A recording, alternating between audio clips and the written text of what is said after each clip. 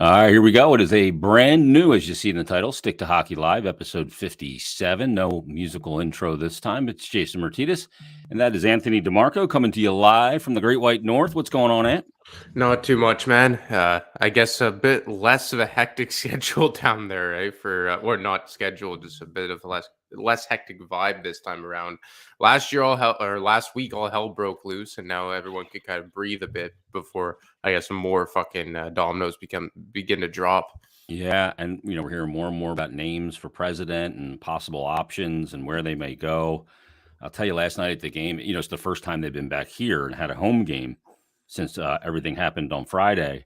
And there was definitely a lot of chatter about it, a lot of, people talking about it behind the scenes and all over the place. And I imagine it was the talk in the stands as well, as they had a 5-3 loss against Vegas last night. For the tank people, that was kind of the perfect scenario last night. Play a game, battle back, get within one, but ultimately end up losing it and don't collect any points. And you couple that with the fact that, a couple of the teams that they're, I guess, pseudo battling with for losing all got points last night. Montreal, Arizona, Chicago, San Jose, Columbus all pick up points on the Flyers last night. As Dawn Wilno tweeted me, that we take a competitive L, could be the best night of this damn season, she says. No, honestly, you look at it, they're 28th in the NHL right now. Now I would find it kind of crazy if they were able to be passed by the Ducks. The Ducks are 5 points back, same amount of games in hand. But I mean, just for all those people it's crazy. Arizona's kind of on a heater right now. Yeah. I didn't even realize how, won 2 games, 5 of their last 10, or heater as far as they're concerned, I should say. Yeah. But bottom of the standings heater. Yeah. How would you say the bottom dweller heater. But yeah, no, it's a dignified tank. That's what I like to call it. The Flyers are doing right now. They're playing hard, but they're coming up short, and that's what you want to see, right? Like you never want to encourage losing as much as you want a better draft pick. You're never going to ask your players or your coaches try to coach to lose. But when you see guys working their bag off as much as a game like last night, and they still come out on the wrong end, and you're that much closer to maybe getting a better draft pick when all is said and done, I guess it is a best case scenario, right? Yeah, I mean, that's the thing. And right now, I mean, you see where they're sitting, and from a winning percentage or points percentage, they are the 5th worst team in the league. They have an 8.5% chance at the top pick. And, they've obviously greater chances now of also landing in, a high pick other than number one. It's not just about number one. We'd like to see number one. But when you look at the pick odds right now, the Flyers have an 8.5% chance at 1, 8.8 at 2. They can't get 3 or 4, but they can get 5. They have a 24.5% chance at 5, 44.2 at 6, and 13.9 for pick 7. So we'll see where it goes. You never know. If they could not fall any lower than number 7, they're going to be in a very good spot, right? Like you're not going to get maybe a generational game breaker like Connor Bedard or Adam Fantilli or Leo Carlson, but you're still going to get a very good hockey player. Like I'm not all brushed off and all the second tier players, but like you look at a guy like Will Smith, who I believe Bob McKenzie said when he did his midseason draft rankings, many scouts consider him to have the best hockey IQ. Mm-hmm. And I'm not mistaken, but I think he might be going to BC next year, if I'm not mistaken. Might be joining Cutter Gauthier if he decides to return. I think he will return. I think the encouragement would be for him to return. Well, especially given where the Flyers' direction are going, right? Like if you were going to be a competitive team next year, you could say, oh, maybe you could bring him in, play him on the left wing, ease him in a bit. But like you don't want to make the same mistake that, let's say, the Canadians made with Jesperi Kotkaniemi. Now, Kotkaniemi made the NHL as a rookie, but the point still stands that you don't want to rush in a guy if he's not quite ready. And, Cutter is playing, it's not even like he's playing overseas in like a Swedish league against men or whatever. He's playing against college kids. And I will say, though, that playing in the NCAA, is it the NCAA or the USHL? It's the NCAA, USHL. The NCAA. I would say it kind of probably prepares you better than playing in like the OHL or the CHL in terms of breaking right away, because those kids are playing a lot against teenagers as opposed to, guys in college, you're playing against guys who could go all the way up to 25 years old. Like, I Yeah. know, just for an example, a kind of a personal example is like, you obviously know Mike Matheson. He grew up about 25 minutes away from me, 20 minutes, not even. Same little town, Point Claire, where my fiance grew up from. And instead of going to the Quebec Major League, he actually went the college route in the United States, and it's worked out pretty well for him. So I think so far so good on the Cutter Gauthier development front. Yeah, I mean, and that's the thing. You see more and more players going that NCAA route and having NHL success, whether they stay 1 year, 2 years, or 4 years. A guy like Noah Cates did, Wade Allison stayed 4 years, and there's other players that have done that as well. And the interesting thing is apparently BC has a really good incoming class, so that may be give the kids some more success, and then better prepare him to come up here and have success when he gets here as well. So I would not be opposed to him going back in any way, shape, or form. The interesting thing though, Ant, is we know that Ron Hextall and Chuck Fletcher really preferred 200-foot players. So their mindset going in and looking at players for the draft or prospects or guys to trade for were very responsible 200-foot players. And they're great to have, and you have to have them. You have to have a good amount of them. But you also need players that are just offensive guys that can put the puck in the net. And yeah, they're going to give up something defensively when they're on the ice. They're not great defensive guys, but they're really good offensive guys. So they become a net positive player, and you have to put them with the right players. That's one thing with a new GM, and presuming that's going to be Danny Briere, I think that's pretty safe to say, even though it's not announced, that I don't know his philosophy on the 200-foot player. This is one of the great unknowns about his thinking and how he is about roster building and what works in today's NHL. Yeah, and I think Chuck Fletcher was a bit better in that regard, or depending on which way you look at it. But I think he was a bit more like apt to take a risk than Ron Hextall in terms of the 200-foot player. Like, I look at even a pick that burned them in that regard. When they took Samu Tuamala in the second round, and the guy who went directly after him was Logan Stankoven, who looks like he's probably going to be a pretty good player in the NHL. And I think that even last season, or the last draft rather, like Cutter Gauthier was more of like an upside pick as opposed to maybe a slam dunk pick to get like knowing what you were going to get more was a David Jiricek, and we're seeing the early returns on Jiricek and how he's playing in Cleveland of the AHL. But yeah, you're absolutely right. You look at Chuck Fletcher's first ever pick as the general manager of the Philadelphia Flyers, and you pass on Cole Caulfield to draft Cam York. And I do think that there has to be a priority here under presumably Danny Briere's tenure as GM, where you're going to have to start banking high on that high-end talent and upside, because there's only so many guys that you could draft to be that middle six type. And I think more specifically under Ron Hextall, we just saw that far too often. Yeah, I mean, Hextall took a swing on obviously Jay O'Brien, and he was an upside pick. Now it hasn't worked, but you got to take a swing sometimes, put your cheese on the line. And Hexy also picked Konechny, who's not a great defender though too. But yeah, you're going to need some of those guys. Philosophically, I'm talking to Danny tomorrow. I'm taping him for an interview for Flyers Daily for Friday. So I'm talking to him tomorrow at 2. And that's a question I got to ask. Philosophically, how do you build the team? Because he said this in his press conference, we all have our own opinions. And, the opinions of Chuck Fletcher aren't going to be the exact same of Danny Briere by proxy, because he worked under him for a year as a special advisor. So he's going to have his own opinions on how to do this and, how this front office reshapes. We've heard names like Shane Doan. We've heard Ray Whitney, guys that he played with and is tight with.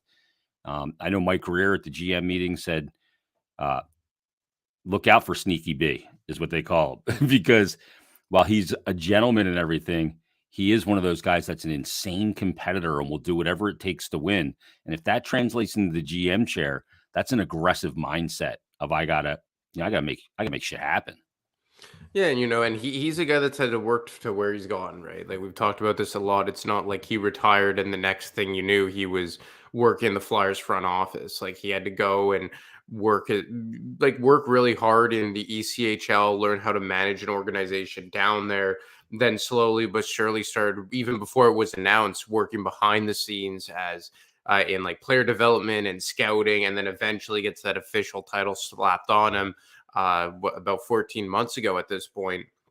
And like we talked about last week, was in serious consideration for the Montreal Canadiens GM job, was in consideration for the Arizona Coyotes AGM job. Like this is a guy who has worked very hard to get where he is, and I think it's going to be very important to see who he surrounds himself with as his other assistant GMs. Like obviously, he gave an endorsement to Brent Flair. I mean, I'm not sure what ends up becoming of Brent Flair. Like we know his long-standing connection with Chuck Fletcher, and I don't think at the end of the day it's going to be Briere making that final decision. So who knows? But I think that you got to give Briere a chance here, right? And I think that you look at Chuck Fletcher's era of drafting. I think we kind of know what we got of Ron Hextall. Obviously the crown jewels there are Konechny, Carter Hart, and Ivan Provorov, and maybe to a slightly lesser extent Travis Sanheim. And maybe with the exception of Carter Hart, all very nice players, but none game-changing players. Yeah. In the case of Chuck Fletcher, I think it's really going to depend on what happens with Cutter Gauthier. That's obviously the crown jewel. But then you have some other guys like Tyson Forster, Bobby Brink, Cam York is going to be a very interesting pick. Even the Russian goaltender Kolosov. Yeah. I do think when we look back, maybe in 2 years from now, we're going to say like, oh, maybe the Chuck Fletcher era wasn't a complete waste, because I do think his draft history looks already better than what Ron Hextall's was. But like you said, there's only one player in there with serious upside, and that's Cutter Gauthier, and that's something that clearly has to change. Yeah. I mean, he's got to hit. He's got to be. I said this the other day. Some of these prospects that they have, whether that Ndenoye, who's a 5th-round pick, turned out to be a sneaky, really good pick. But guys like Tyson Forster, Cam York, and obviously Cutter Gauthier and others, maybe Emil Andrea as well, got to not only be what they were projected to be or what they hope they would be, but maybe even more. A couple of those guys got to be more. Like Tyson Forster might be a guy that's more, because when he gets to the NHL, he may be a guy that was good in the AHL, had a good AHL experience and did well. But when he got to the NHL, really exploded, because that happens a lot. Some players don't even know the unlocking of their capabilities until they play with the best players in the world. So putting him with the right players around him too, I think will be a huge element of it for Tyson Forster. I thought he looked good again last night. He looks ready next year. He's ready. His body's ready. He's gotten bigger. He's taller. He's stronger. The shot's outrageous. I think he's ready for sure. Yeah, I think it was about a month or two ago, I was talking some with the Flyers, and they were telling me that right now they're kind of projecting him to be a third liner. Like that's kind of like how they're looking at him. But obviously with his shot and what he could maybe do on the power play, there's a good possibility that he could be a second liner. I think if he becomes kind of like a 20 to 25 goal scorer who's like a power play option who could play your second line, that's a win for Tyson Forster. Yeah. Like you said, I think the one guy in my mind that would really change a lot here if he can kind of overachieve as to what his initial projection would be, I think that would be Cam York. Like if Cam York can develop into like maybe not even like an elite guy, but just like a number one, like kind of like a Hampus Lindholm type, like that kind of defender who's like maybe not elite, but is a number one blue liner. I think that could change a lot for this team, because at least then if you move on from, let's say, Ivan Provorov, which I think is a very good chance this summer, you could be like, okay, well, at least we got this guy to take on the minutes that he's going to give up. And Gauthier, I mean, like, I think we're all like, in my case, I think you got a first line player in there, but it's yet to be seen. Is he going to be a game-breaking first-line player? Is he going to be a center? Is he going to be a wing? But, I think of all the guys that they have, the one guy, if I had to pick, that I would hope would overachieve would be Cam York, because I think the other guys have decently fair projections, especially Gauthier. But I think York, most people still kind of figure him to be that second pair type guy, kind of in maybe a Travis Sanheim type of tier. And if he could get to just that next level, like a Hampus Lindholm type, I think they could be in really good shape. Yeah, no question. And obviously, the high end talent we talked about, the draft. I mean, I hope Danny is one of those guys that, good fortune and good luck follow him. You always have a friend in your life where it's like, Jesus, dude, you have the luckiest shit happen to you. You also have a friend in your life where it's like, dude, you have the worst luck in the world. Like, you're backing out of a grocery store and somebody slams into your car. Just one of those guys, right? And I don't know what Danny Luck has been in his life, but Drago 629 says that love this show. Thank you, Drago. Leave us a 5-star rating and review then if you love it so much. And would like to get your opinion. Do you think Danny Briere would leave the Flyers if he does not get the GM job, since he believes he is ready for that position? I don't think it's going to come to this. I really don't. I just don't believe that he's not going to get the position. I think the Flyers, when he was up as a finalist for that job in Montreal last year, determined we can't lose this guy because he is the heir apparent. So I don't think that's going to be the case, but I don't know if he would leave or not. If opportunity's there, then he'd have to consider it. We just don't know what kind of opportunity would be there for him. I think that's the key. Like, if let's say like you said, I don't think he's not going to be the GM, but let's say in an alternate universe, he's the AGM, and then Team X comes calling this summer to give him the job. Yes, I think he would strongly consider it. And like you talk about guys who deserve it. Like, I think that he's a guy that has earned this position.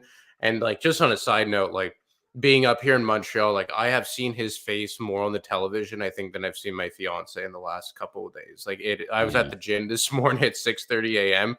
and all the TVs just had Briere's face on LDS or TVA Spa. Like, it's just all Danny Briere all the time right now up here in Quebec, and for good reason, right? Like, very proud when a Quebecer becomes gets a prominent position in the NHL.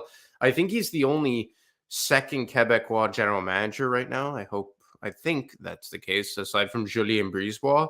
I don't know about Pierre Dorion. I don't know if he's from Quebec or if he just speaks French from Ottawa. I would have to double check that. But look, just to go back on your point there, I think it is a very deserving position, assuming he gets the job. And look, you also have to kind of, I understand the thing of people being hesitant that, oh, here we go again, another former Flyer with the job and all that. But as we said last week, I don't think it's kind of the same type of situation. I don't put Danny Briere in like the same group as I would put Paul Holmgren and Bill Barber and Bobby Clarke. And to be fair, I don't even think I would have put Ron Hextall into that, because these are guys that went to other organizations first and really, grinded to get where they are. And in Ron Hextall's case, won one Stanley Cup as an assistant GM. So, and the fact of the matter is that most general managers nowadays are former players, and oftentimes for your former teams. And you have to kind of look past that and just see, is this guy capable of the job and deserving of the job based on his resume? Yeah, and the thing with Briere too, well, like Anonymous tweets in again or messages in again. He says, is it a good process to just choose Briere instead of conducting an exhaustive search process? I'd like to see some poaching from some more successful front offices. That's where like a guy like Tulsky comes in with Carolina. Look, I think they're still going to do that. I think that's part of the interim tag, because they don't know for sure. I don't know that they know that he's the president or he's the GM, or, you always do a search because you can get a lot of information about your team, what other people see in the team, and, what they would do. Because when you interview for a GM job, you put together an action plan, a flow chart of what you want to do, and you get a lot of information that way. So I think they will talk to a lot of people. I think ultimately it's a pretty simple decision for him that he's going to be the guy. So we'll see. I mean, he certainly sounds like he's the guy right now, the way he's talking, and good on him, because I think that's what you're supposed to do. Don't dress for the job you have, dress for the job you want.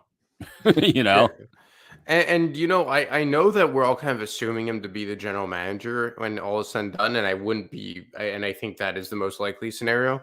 But I also wouldn't completely rule out of him ending up as president of hockey ops, because like you brought up some, like you've heard some names, like obviously Chris Pronger and maybe Lindros and Mellenby, or to a lesser extent Eddie Olczyk.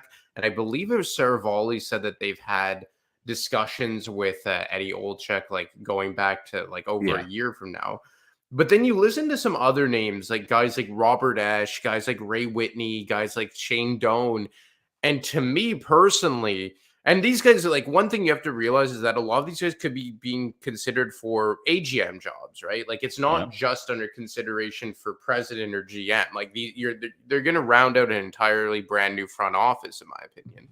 But let's say that you're looking to bring in Ray Whitney or Robert Esch for one of those two positions. You know, I would much rather have them as GM and Danny serve as the president if that's the case, because I think that, you know, would it make sense for Danny to be answering to Robert Esch as president? Because I do think what's important here is to establish like a proper like power hierarchy. Like you don't want a general man or a president to come in and be like, okay, well, you're the president. Theoretically, you're in charge of all of hockey ops, and here's your GM and here's your coach, right? Yeah. And I think there would only be a select few amount of guys who would even fit that bill. Like Eddie Olczyk is a very interesting one to me. I think he has that personality. But I mean, like, aside from the couple guys I mentioned, if we get into the talks of Doan and Esch and Whitney, I don't know if I would want them to be president over Danny. And at that point, maybe Danny's better served to be the president. Yeah. Whatever combination is best is what should take place. And I don't know what that is. I think he's more ticketed for the GM chair. Same because here. I just think that seems pretty obvious. And maybe a Ray Shero. I know some people are for that. Some are against that. They look at a lot of people look at his age and they just, you know, they discount it right there. You know, the one thing that's happening is the recency bias clouds the mind, you know, because the team the last now 3 years has been in the gutter and it's been shit. But there's this notion that since the Flyers won the cups in 74 and 75, that this organization has been in the shitter ever since. And it's just not true. I had a guy tweet me and say they haven't won any championships, so they failed. And failure in sports, there's a lot more failure in sports than there is success if you're holding it to that standard. You know, only one team wins a year. It's hard to win a cup. It really is. I mean, the Rangers have won in like 83 years. They won in 94, and they had the drought since like 1930. Yeah. And so they've won one. But so is that franchise a mess? Well, right now they're a good team, so it's not perceived that way. But they haven't won a cup since 94 and won in 83 years. The Leafs haven't won since expansion. You know, they haven't even won around the playoffs with this team. They're not perceived that way. Edmonton's not perceived that way. So, you know, I ran some numbers. Since the Flyers won the cup in 74, 75, if you have to have played your organization at least 600 games, where do you think the Flyers fall in points percentage in the NHL? I know for a long time they were second behind the Montreal Canadiens. I imagine maybe that's fallen off a bit, so I would say that they're still probably top five. You know, they're second behind the Boston Bruins. The Bruins now 0.598 points percentage. The Flyers 578. The Canadiens are third, and they haven't won a cup since 94, the last Canadian team to do it, Patrick Roy. Minnesota Wild. Now they've only played 1,716 games compared to the Flyers 3,702, but a 561. I never thought the Wild would be that high. Nashville's up there. They've only played 1,878.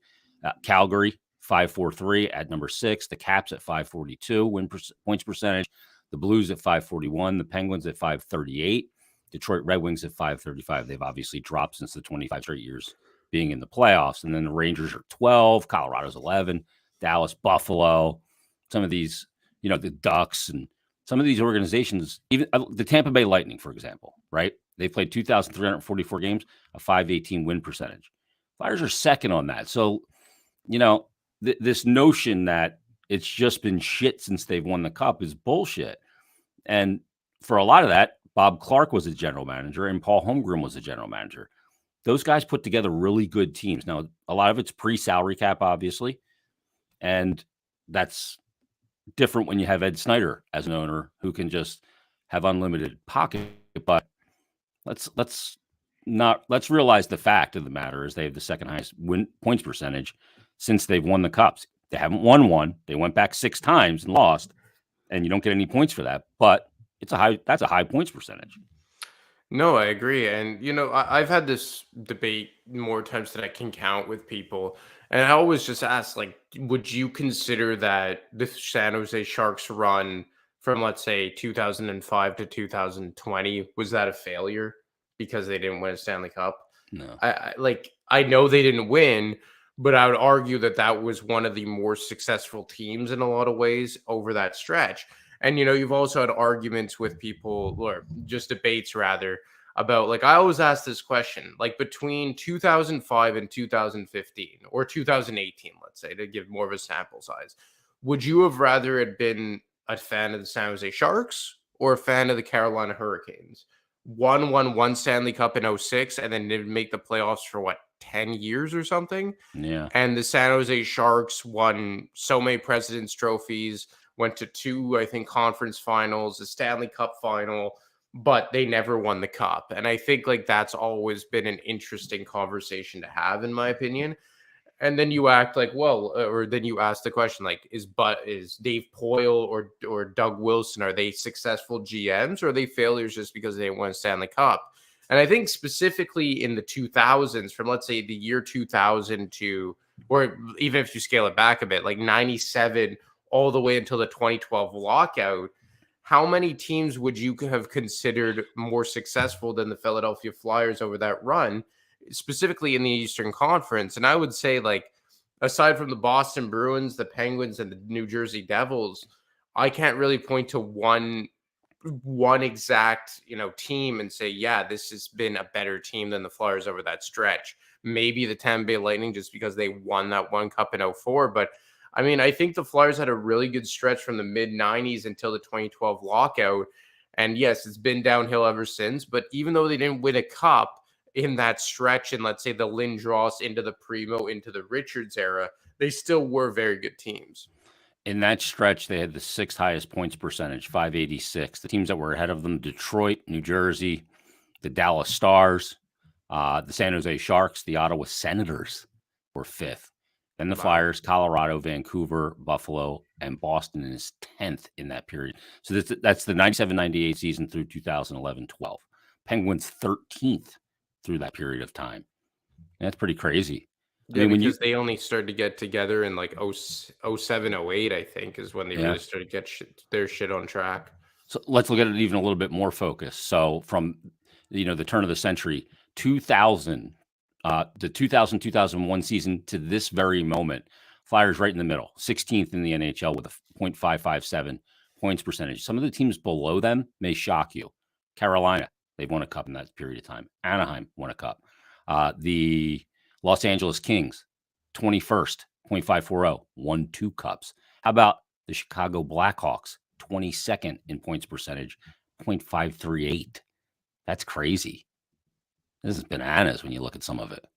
Yeah, Edmonton, .508, 27th. Yeah, because a lot of these things are skewed, right? Mm-hmm. Because of, like, Chicago, Pittsburgh, even Boston. And we're going for what, 97, you said? No, that was 2000 to this moment. Okay, so from the turn of the millennium, like, people forget, but from like 2000 to 06, 07, the Blackhawks were terrible. The Penguins were terrible. Capitals were terrible. The Bruins were terrible. I think even the Los Angeles Kings were terrible. Like, a lot of these teams that eventually ascended to the top of the NHL, and all those teams that I just mentioned, are probably the best 4 teams from, let's say, the 05 lockout until 2015, right? Like, where you have Boston and Pittsburgh on one side and LA and Chicago on the other. But the flip always the script always flips, right? Like, we're seeing it now with Carolina. They went 10 years without making the playoffs, and then now they have been one of the better teams in the Eastern Conference for how many years now?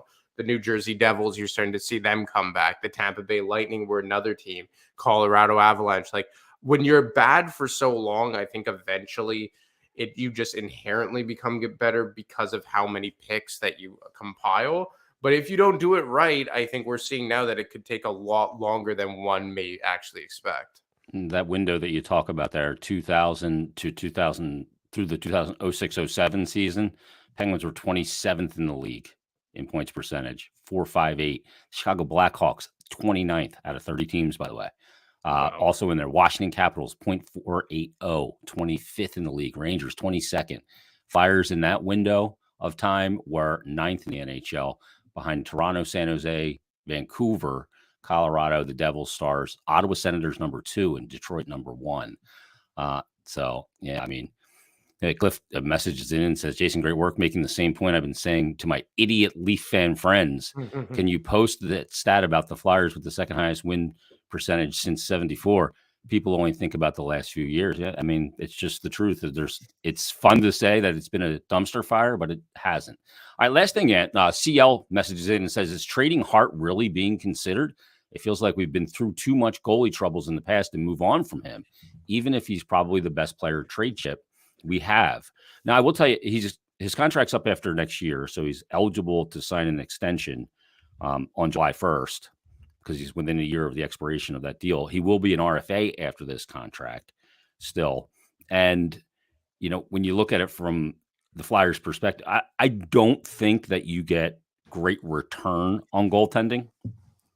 I really don't. Like, it's one of those things. It's odd to me that a position of such importance. Now, he's interesting because he's 24 and he's already got a lot of NHL games under his belt. And I'm not even going to get into Lance Green's tweets about he's not elite. First of all, nobody's saying he's elite.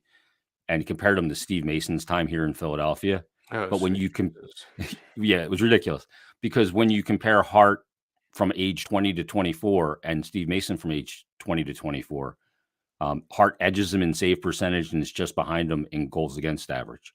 So, and let's not act like Steve Mason had a good stretch here, but they're not at all in the same position. No, not even close. Hart's been behind a dumpster fire for the most part, except 1920, you know, and Mason, look, there wasn't great D on that team. He pointed out to some D guys, but there was some really good players. I mean, Simmons, Voracek, and that time when he was here, Braden Shen for a period. There's a lot of good players there. So it's not even comparable. It was an idiotic argument by Lance. And I like Lance, but that was totally idiotic. But as far as trading Hart, I think it's really unlikely. I wouldn't trade him this summer. I would see what happens over the next year, what happens with the lottery, what the development of some of these young players are, because you get a better idea of the timeline and that you may be looking at. And you can also get more looks at Sam Ersson as well. You know, he's only played, like 10 games. That's not nearly enough for me to say, yeah, I'm okay turning that over. Because Hart is only 24. He's got a ton left. Goalies don't even hit their prime to 25, 26. So I think it's unlikely. Yeah, like, look, I think that it's definitely on the table. And I think that the Flyers know that if you want to get the most return for any play on your roster, that guy's name is probably Carter Hart. But, you know, you bring up like how many, like what kind of return that they could get. And I started like brainstorming when I saw that report from Elliot Friedman or heard it rather. And I started thinking about it. And if you really break it down, like there's not many teams that I could really see backing up the Brinks trucks in terms of a return for Carter Hart. Like I know everyone jumps to the Edmonton Oilers, but they've already committed to their and they just extended Stuart Skinner. I think they gave him, what was it, 3 years at $2.8 million. So I mean, they're out of the mix. Yeah, and then even I thought like, okay, the Calgary Flames, but even the Calgary Flames, they've committed a lot of money to Jacob Markstrom and Daniel Vladar for the next, I think, 2-3 seasons. So if you want to bring Carter Hart, you have to probably take back one of those goalies, presumably Jacob Markstrom. The one team that is really interesting to me, and I'm probably missing one, but the one that really jumped out to me is the Ottawa Senators, because they had a pretty good young goalie in Philip Gustafson, and they move him over the summer for Cam Talbot. Cam Talbot's a UFA at the end of the year. I know they have a young guy by the name of Matt Sogard that I believe they're high on. But I think if you have a chance to bring in a Carter Hart there, that's something that's really interesting, because now that you've brought in Jacob Chychrun and you've brought in Claude Giroux and Alex DeBrincat, I think the final piece to that puzzle there long term is a solid goaltender, and I think Carter Hart would fit their timeline perfectly as well, then you think about what the return would be. You know, they didn't want to give up Ridley Gregg for, that's the guy I would zone in on. They didn't want to give up Ridley Gregg for Jacob Chikrin. So would they want to give up Ridley Gregg for Carter Hart? Tyler Boucher is an interesting player, but I think that's the guy that they're most high on in that organization of players who are not already on the team. Same thing with Shane Pinto. He's already on the team, and they didn't want to give him up for Jacob Chikrin. They don't have a first, a second, or a third round pick in this year's draft. So then the problem that you run into with the Ottawa Senators is, would they have the necessary assets or be willing to part with the adequate assets to bring in a Carter Hart? So I think it all goes back to your original point that moving on from goaltenders isn't usually advantageous because the market just simply isn't there for them. Yeah, it's a weird one. You're not going to get Stützle out of there. You're not going to get Batherson out of there. I mean, they could be a good team if they get the goaltending. I mean, they got Craig Anderson in there still, who's 150 years old. I mean, Schwab plays a ton of minutes, over 25 a night average. So that's an interesting team for sure. We'll wrap it up there, man. Great work as always. We'll read your stuff on thefourthperiod.com. That'll be all the latest news and notes on the Flyers and much more. So give Ann a follow on Twitter at ADeMarco25, and we'll talk next week, brother. Sounds good, man. Take it easy. There he is, Anthony DeMarco, on episode 57 of Stick to Hockey Live. You know what we got to do? We got to make everybody a little loot. How about a little Tones Takes? What's going on, Tone? Oh, look at that background. Hey, what's up, Jason? Looks good, man. I like it. Very nice. Yeah, got in the car today, nice. which is beautiful. My basement bar area, so Yeah. work from home day today. So, Tone, you see what's going on. The Flyers are getting closer and closer to the bottom here. I mean, everybody in in contention for that pick. I brought it up earlier. I got this tweet from Dawn Wilno. She tweets me this morning. I guess it was bright and early. I see this tweet when I get up from her. And she says, Montreal, Arizona, Chicago, San Jose, Columbus all pick up points last night on the Flyers. Mm-hmm. And the Flyers take a competitive L. She said it could be the best night of this damn season. So they're getting closer here. They are. And they got some playoff teams coming up too that they're facing. So, and then now with Carter Hart sidelined for a bit, just so he's going to be out for a few more days maybe. So, you never know. Maybe we'll catch a break once in this city and kind of Is that the draft lottery flu? I wonder. Yeah, exactly. I was just thinking the same thing. I just saw it before I came on. The same thing popped into my head. Yeah. I mean, next game they got Buffalo, who's chomping to get in the playoffs. It's been forever. Carolina on Saturday. Florida pushing as well. Minnesota's a playoff team. Detroit's not, and Montreal's not. But then you get Ottawa, who's pushing. Buffalo again. Pittsburgh, St. Louis stinks, but Dallas, the Islanders, Boston, and then fittingly enough, Columbus and Chicago, the last two games, both on the road for the Flyers. Yeah, we are owed this. We didn't get Patrick Kane. Yep. So we passed up on the car for Nolan Patrick. Like we're owed this in this city, man. Yeah. let's get it done. Come on. Let's get to the card tonight. NHL year to date, you're plus 27.02 units. Yeah, well done. We'll get stick taps for that. Let's get into the Colorado-Toronto game tonight. Oh, a lot of offense here. Toronto's been a team that's been much better at defending this year, despite the fact that I don't think they have a marquee goaltender. But you like the over in this game. Not a lot of defending tonight, over 6.5. Yeah, 6.5 minus 109. These teams play overs against each other. The over is 8-1-1 in the last 10 head-to-head meetings. Toronto's allowed 15 goals in the last 4 games. Colorado isn't necessarily a get-right defensively a team, for their defense, so. And like I said, they're goaltending. Like we saw with Matt Murray the other night. Samsonov's probably going to start tonight. Can he steal a game or two and make 45 saves? Yeah, he's done that, but he's just not consistent. So I think Toronto's going to die in their goaltending this year again. So I think we can see some goals here. I don't think 3-3 is out of the question in this one. So Colorado's been, they've been up and down, but they're coming off 8 goals against Montreal the other night, so they're feeling it a little bit as well. So. Yeah, no doubt about it. Minnesota, you're going to lay the 1 here, minus 1 in the game at plus 110 at St. Louis. This number seems off to me, Tone, because St. Louis is playing out the string. I think Chief knows that he's going to be gone there, from what I understand. They are 3-5-2 in their last 10.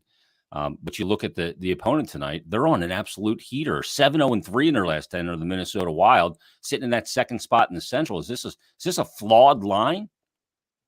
Yeah, I mean the Minus money one line at- is minus.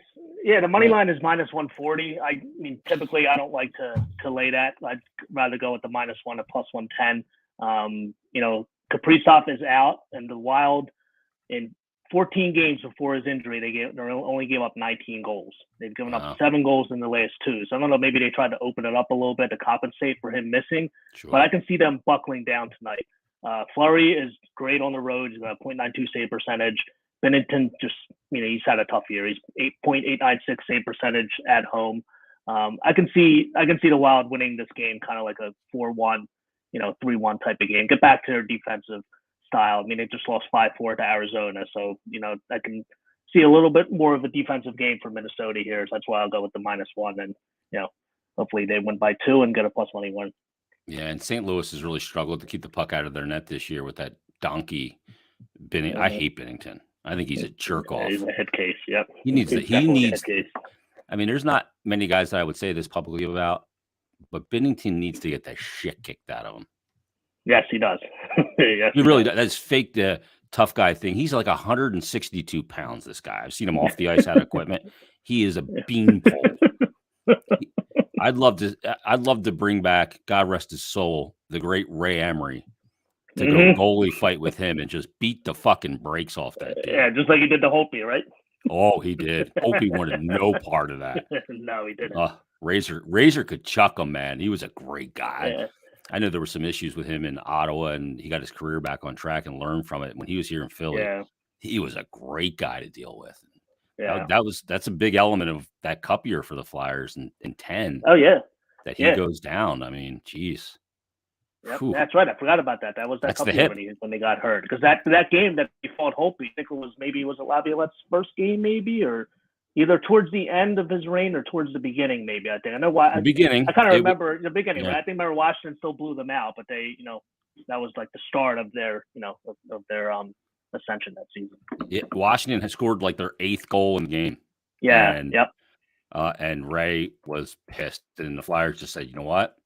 We're not going down like this." And went down full length of the ice, and a big melee broke out and took Holtby. And I'm trying to see when that was. The fight. Let's see here.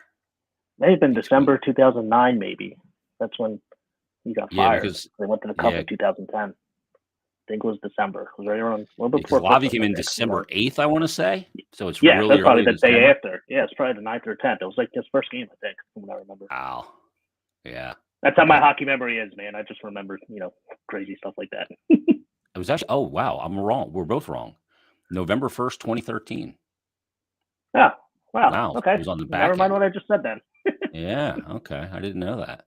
Well, I know Washington did blow them out around when he first was, maybe when he got fired or whatever, but, whatever. Yeah. Well, he got fired because he started the Peter Laviolette show with myself and Chris Terry, and we did one show and he got fired the next day. We didn't say anything that salacious, but that's how it went. We had like 12 shows scheduled for the year. We are going to do it like once a week through the first part of the season through the holidays, and he got fired. And Peter Laviolette show, bye-bye. All right, Tone, great stuff. We've got Tone on Colorado, Toronto over 6.5 at -109. Minnesota -1 tonight in St. Louis, getting plus money here at plus 110. And people can get your stuff on Dimers and where else? Yep, on Twitter at Tones Takes or Daily Hockey Plays. So we can finish out the season strong here. All right, everybody, check that stuff out. Give Tone a follow. Thanks, brother. We'll talk to you next week. All right, thank you. There he is, Tones Takes on episode 57 of Stick to Hockey Live. That's going to put a wrap on it. Everybody, have a great day. We'll talk to you on the next episode. I think we're maybe one on Friday. Trying to get some things together. We got to do another fan forum as well. I thought that was a huge success, and I think it's a great time to do it.